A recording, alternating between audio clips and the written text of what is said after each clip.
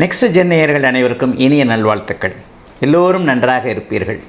இப்பொழுது 2026 ஆனி மாதம் எப்படிப்பட்ட பலன்களை மேஷம் முதல் மீனம் வரையிலான 12 ராசிக்காரர்களுக்கு கொடுக்கும் அப்படிங்கிறத பார்க்கலாம். ஆனி மாதத்தில் என்னங்க ஒரு முக்கியமான நிகழ்வு, மாதத்தின் கதாநாயகன் சூரியன் அப்படியே மிதுன வீட்டில் இருக்கிறார். உண்மையை சொல்லப்போனால் இந்த மாதப்பிறப்பு, தமிழ் மாத பிறப்பு எல்லாமே சூரியனை அடிப்படையாக கொண்டது. சூரியன் முதல் நாள் வரும்போது ஒரு மாதம், அந்த மாத கடைசி முடிந்த 30வது நாள் 31வது நாள் முடியும் போது அடுத்த மாதம் பிறக்கும்.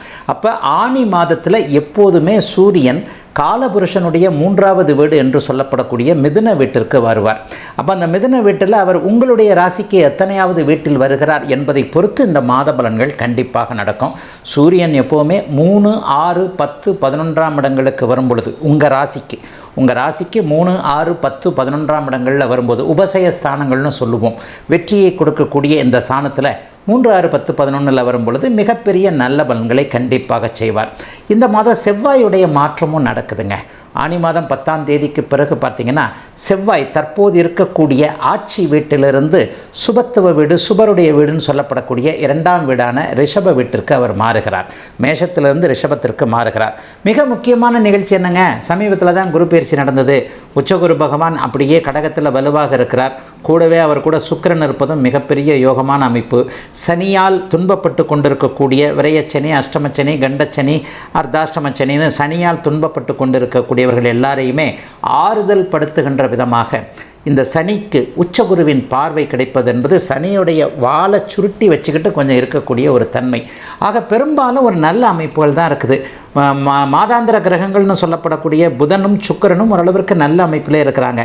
மாத ஆரம்பத்தில் மிதுனத்தில் புதன் இருந்தாலும் கூட அதற்கப்புறம் அப்படியே வக்ரகதியில் கடகத்திலும் அதற்கு பிறகு மீண்டும் மிதுனத்திலேயுமே இருக்கக்கூடிய தன்மைகள் இருக்கின்றன. ராகு கேதுக்களை சொல்லவே வேண்டாம், அவங்களுக்கு வக்ரகதியே கிடையாது. இப்போது கும்பத்திலும் சிம்மத்திலும் இருக்கக்கூடிய ராகு கேதுக்கள் டிசம்பர் மாதம் முதல் வாரம் வரைக்குமே அதே இடத்திலேயே இருப்பாங்க. ஆக ஒரு 12 ராசிக்காரர்களுக்கும் கெடுபலன்களை, சாதகமற்ற பலன்களை அப்படி நடக்கும், இப்படி நடக்கும், இந்த மாதிரி ஆகிடுவீங்க, அந்த மாதிரி ஆகிடுவீங்கன்னு சொல்லக்கூடிய அளவில் நிச்சயமாக மாற்றங்கள் இல்லைங்க. செவ்வாயுடைய மாற்றம் நன்றாகவே இருக்கிறது. மாத பயிற்சியில் மிதுன வீட்டிற்கு சூரியன் போவதும் உச்சகுருவானவர் ஒரு நிலையில் சுக்கிரனோடு சேர்ந்திருப்பது, புதனோடு சேர்ந்திருப்பது, அதன் பிறகு சனியை பார்ப்பது என்பது ஒரு மிகுதியான நல்ல அமைப்புகளை, கல்வி சார்ந்த அமைப்புகளை நல்ல இதை கொடுக்கும். மாணவர்களுக்கெல்லாம் கொஞ்சம் ஓரளவுக்கு படிப்பில் கொஞ்சம் அக்கறை வரும். போங்க சார், எந்த காலத்தில் சார் மாணவர்கள் படித்தாங்கன்னு கேட்குறீங்களா? ஆயினும் ஒரு காலகட்டத்திற்கு பிறகு தன்னுடைய எதிர்காலத்தை பற்றி இளைய பருவத்தினர், சிறார் பருவத்தில் இருக்கக்கூடியவர்களுக்கு கொஞ்சம் அக்கறை வரும் இல்லையா? அந்த அக்கறை இந்த ஆனி மாதத்திலேயே வருங்க. போட்டிகளில் வெற்றி பெறக்கூடிய அமைப்பு இளைஞர்கள் எல்லாருக்குமே இருக்குது. ஆகவே எதிலும் கூடுதல் நிறைவை தருகின்ற மாதமாகவே அமைந்திருக்குதுங்க இந்த ஆவணி மாதம். மிகப்பெரிய சாதகமான அமைப்புள்ள கிரகங்கள் இருக்கிறனால பெரிய நன்மைகள் இருக்குங்க. இப்போது தனித்தனியாக மேஷராசியிலிருந்து மீனராசி வரைக்கும் 12 ராசிக்காரர்களுக்கு இந்த ஆனி மாதம் எப்படிப்பட்ட பலன்களை தரும் அப்படிங்கிறத பார்த்துடலாங்க. தனுசு ராசிக்காரர்களுக்கு மிகப்பெரிய முன்னேற்றம் இப்போது உண்டு. மனைவியால் பாக்கியங்கள் கிடைக்கக்கூடிய அமைப்பு, கணவரால் சந்தோஷம் கிடைக்கக்கூடிய அமைப்பு. இதுவரைக்கும் மாமனார் மாமியாரிடம் பேரெடுக்காத தனுசு ராசிக்கார சகோதரிகள் எல்லாருக்குமே என் மருமகளை மாதிரி உண்டான மாமியார் வாய் விட்டு சொல்ல வச்சுருவீங்க. போங்க சார், வாழ்க்கையில் தலைகளை கிழக்க உதிக்கிற சூரியன் மேற்க உதித்தாலும் இது எங்கள் வீட்டில் நடக்கவே நடக்காது, நானும் என் மாமியாரும் இப்படி கீரியும் பாம்புமா இருக்கிறோம் அப்படின்னு நினச்சவங்க எல்லாருக்குமே மாமியார் மெச்சும் மருமகள் என்கின்ற அமைப்பு தனுசு ராசிக்கார சகோதரிகளுக்கு இந்த மாதம் கண்டிப்பாக ஒரு முறை நிச்சயமாக நடக்குங்க. அந்தளவிற்கு ஒரு நல்ல மாற்றங்கள் இருக்கக்கூடிய அமைப்புகள் உண்டு. கணவரிடம் மரியாதை இருக்கும். மனைவியை கணவர் மதிக்கக்கூடிய தன்மைகள் ஆண்களுக்கு கண்டிப்பாக உண்டு. 7ஆம் இடத்தில் இருக்கக்கூடிய சூரியன் பாக்கியாதிபதி என்பதால் பெண்கள் மூலமாக, ஆண்கள் மூலமாக, எதிர்பாலினத்தவரின் மூலமாக வருமானங்கள், நல்ல நட்புக்கு அடையாளமாக சில விஷயங்களை செய்யக்கூடிய தன்மைகள் இப்போது உண்டு. 5ஆம் இடத்தில் இருக்கக்கூடிய செவ்வாய் 6ஆம் இடத்திற்கு மாறுகிறார். அதுவும் கொஞ்சம் ஓரளவுக்கு நல்ல மாற்றம்தான். செவ்வாய் 6ல் மாறினாலே பணங்காசு வகையறால் இது வரைக்கும் வந்த கடன் தொல்லைகள் அமைப்பு கொஞ்சம் கட்டுக்குள்ளே இருக்கும்.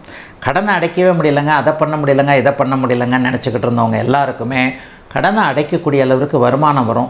எதிரிகள் உங்கள் பக்கத்தில் வர்றதுக்கு கூட கொஞ்சம் பயப்படுவாங்க.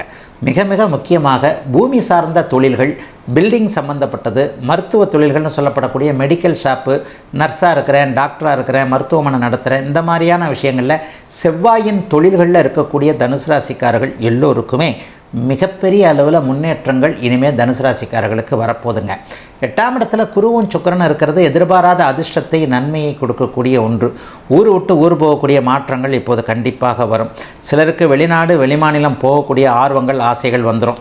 இங்கே பிழைக்கிறத விட தூர இடத்துல போய் பிழைச்சன்னா நல்லா சம்பாதிப்பையா என்கின்ற மாதிரியாக மேற்கு நாடுகளுக்கு, ஐரோப்பிய அமெரிக்க நாடுகளுக்கு அல்லது அரபு நாடுகளுக்கு செல்ல வேண்டும் என்கின்ற எண்ணத்தில், அங்கே போய் பிழைக்க வேண்டும் என்கின்ற எண்ணத்தில் இருக்கக்கூடியவர்கள் எல்லாருக்குமே மிகப்பெரிய நல்ல முன்னேற்றங்கள் இருக்கக்கூடிய அருமையான நல்ல மாதமாக இந்த மாதம் ஆனி மாதம் அமைஞ்சிருக்குங்க. ராசிநாதன் உச்சத்தை அடைந்திருக்கிறார், 2ஆம் வீட்டை பார்க்கிறார். பணப்பற்றாக்குறை தீரக்கூடிய அமைப்புகள் இருக்குது. வியாபார பெருமக்களுக்கு நல்ல வியாபாரம் ஆகும்.